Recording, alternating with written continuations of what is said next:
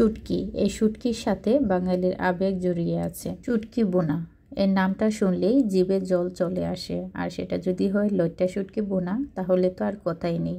দেখতে যেমন লোভনীয়, খেতেও অসম্ভব মজাদার। তাহলে চলেন আজকে এই রেসিপিটা তৈরি করি। আমি এখানে 250 গ্রাম লইট্টা শুটকি নিয়েছি, একটু পরিমাণে বেশি নিয়েছি। প্রতিদিন তো আর এই ভর্তাটা তৈরি করা যায় না, তাই আমি এটাকে একটু সংরক্ষণ করে রাখবো। তো প্রথমেই আমি শুটকিগুলাকে পছন্দ মতো সাইজ করে কেটে এর ভিতরের নাড়ি বুড়িগুলো ফেলে পরিষ্কার করে নিব। যে সবগুলা শুটকিকে আমি কেটে নিলাম, দেখেন কতটুকু ছিল আর কতটুকু হয়েছে। এখন এই শুটকিগুলাকে একটু তাওয়ায় টেলে নিব, খুব বেশি পরিমাণে না, একদম পোড়া পোড়া করতে হবে না, হালকাটা কিছু টেলে নিব। তাহলে এটার যে আষ্টে গন্ধ আছে সে গন্ধটা চলে যাবে। টেলে নেওয়া শুটকিটা একটা মিক্সিং বোলের মধ্যে নিয়ে আমি এখানে পর্যাপ্ত পরিমাণে গরম পানি দিয়ে শুটকিটাকে ভিজিয়ে রাখবো। অনেকক্ষণ সময় ভিজিয়ে রাখবো, এতে শুটকির যে ভিতরে শুটকিটা নরম হয়ে যাবে আর এটার ভিতরে যে ধুলাবালিটা ছিল সেই সমস্ত কিছু ঝরে যাবে। এই যে দেখতে পাচ্ছেন আমি শুটকিটাকে পরিষ্কার করে নিয়ে এসেছি, এই যে একটু ঝুরি ঝুরি করেছি। এখানে আমি নিয়েছি বেশ কিছু পেঁয়াজ কুচি, নিয়েছি পেঁয়াজের একটু বড় ফালি, নিয়েছি অনেকগুলা রসুন, কাঁচামরিচ ফালি, নিয়েছি 1 চামচ করে আদা বাটা, রসুন বাটা। এখন আমি চলে যাচ্ছি রান্নার পরবর্তী ধাপে। প্রথমে চুলায় একটু কড়াই বসিয়ে তার মধ্যে কিছুটা পরিমাণ তেল দিয়ে ওই যে শুটকিগুলি, সেই শুটকিগুলি একটু ভেজে নিব। শুটকিটা যখন একটু ভাজা ভাজা হয়ে যাবে তখন এই যে আমি রসুনগুলা রেখেছিলাম, আস্ত রসুন দিয়ে দিব, সমস্ত রসুনের কোয়াগুলি দিয়ে সেটাকে একটু নেড়ে চেড়ে করে নিব, খুব বেশি ভাজতে হবে না। তারপরে দিয়ে দিব এই যে পেঁয়াজটা একটু মোটা করে কেটে নিয়েছিলাম, সেই পেঁয়াজের ফালিগুলি দিয়ে আবারও একটু নেড়ে চেড়ে এটাকে একটু ভেজে নিব।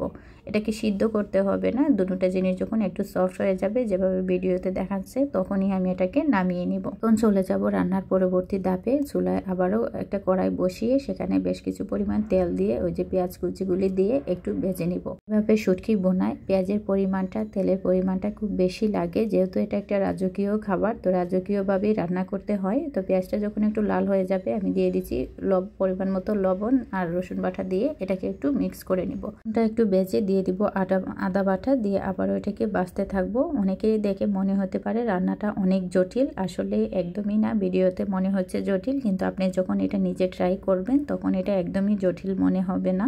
আর এই ধরনের খাবার তো আমরা প্রতিদিন তৈরি করি না, তাই মাঝে মাঝে একটু কষ্ট করলে কোনো অসুবিধা নেই। এখন দিয়ে দিব গুঁড়া মশলাগুলি। এখানে আমি 1 চামচ করে দিয়েছি হলুদের গুঁড়া, 1 চামচ দিয়েছি ধনিয়ার গুঁড়া, আর দিয়েছি 3 চামচ পরিমাণ মরিচের গুঁড়া। মরিচের গুঁড়া দেখে কেউ আবার অজ্ঞান হয়ে যাবে না, দেখতে যতটা ঝাল মনে হচ্ছে খেতে কিন্তু একদমই ঝাল না, কারণ শুটকি অনেকটা পরিমাণ ঝাল চুষে নেয়।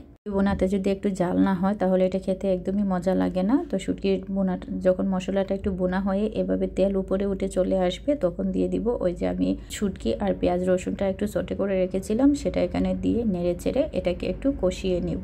এই পর্যায়ে কোনো পানি মেশাবো না, এই মশলার সাথে শুটকিটাকে কষিয়ে একটু বোনা করব।